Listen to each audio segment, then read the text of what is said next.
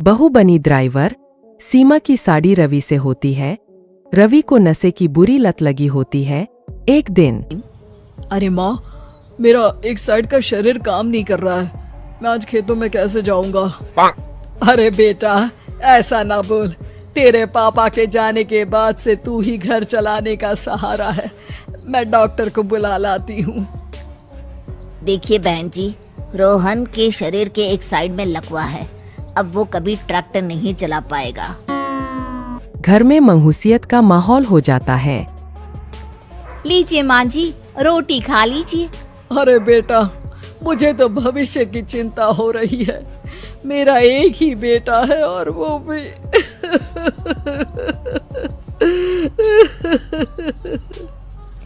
माँ जी, आप चिंता न करें।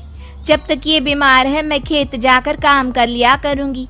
वैसे भी नशे के कारण इनका शरीर काफी कमजोर हो गया है।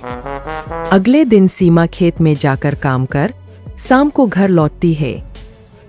ये ले बेटा, पानी पी ले। कैसा रहा काम का पहला दिन? माँ जी, काम तो ठीक है, लेकिन मैं अगर ट्रैक्टर चलाना सीख लूँ ना तो काम और भी आसान हो जाएगा। अरे बेटा, दुनिया क्या कहेगी कि औरत होकर ट्रैक्टर चला रही है। माँ जी, या तो हम दुनिया देख ले या अपना घर, कोई बात नहीं। जब ये ठीक हो जाएंगे तो सब ठीक हो जाएगा। अरे बहू, जरा बाहर तो आना। जी माँ जी। बहू, तेरे मामा जी आए हैं, तूने बुलाया था ना? हाँ माँ जी, वो मामा जी ना आज से मुझे ट्रैक्टर चलाना सिखा। सीमा मामाजी से ट्रैक्टर चलाना सीखती है। वो मन लगाकर खेतों में काम करती है।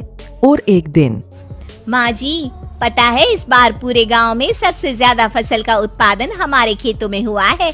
इस साल तो खूब पैसे आएंगे। हाँ। सास खुश नहीं होती है। वो चुपचाप वहाँ से जाने लगती है।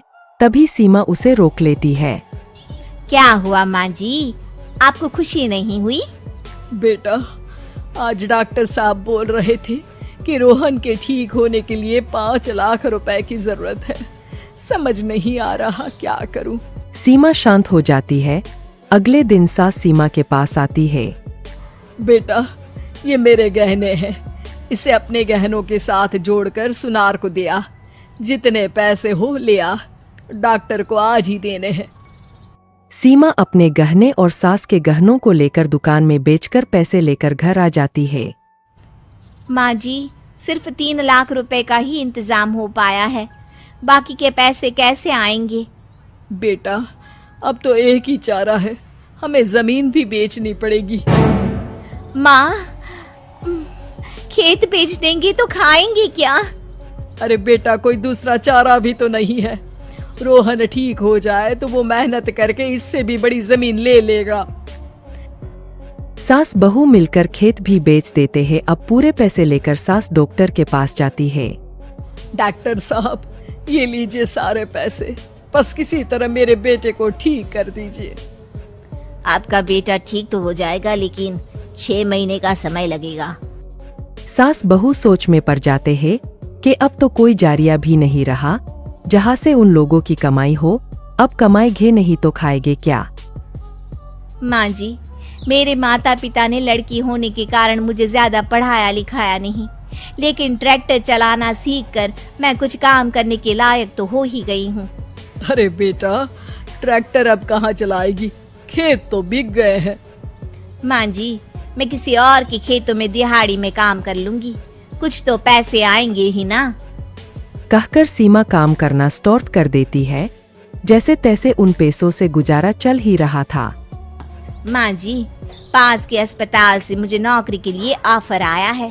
पैसे भी ये 4 गुना ज्यादा मिलेंगे और अब खाने पीने दवाई के साथ हम कुछ पैसे भविष्य के लिए भी जोड़ पाएंगे। लेकिन काम क्या है बहू? माँ जी, मुझे अस्पताल की एम्बुलेंस चलानी है।